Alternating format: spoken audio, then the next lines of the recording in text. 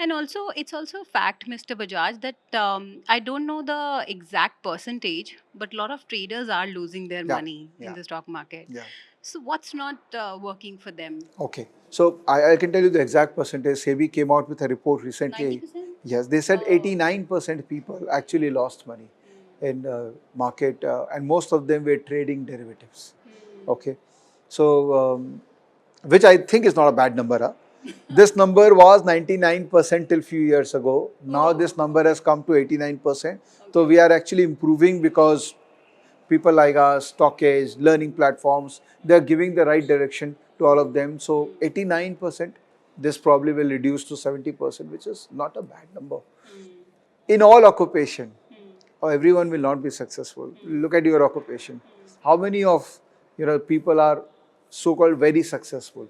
It will not be more than 1%, 2% of the population.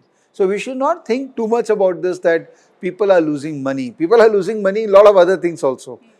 Those who are skilled, who are spending good time in uplifting their skill set, they are making money in all the occupations.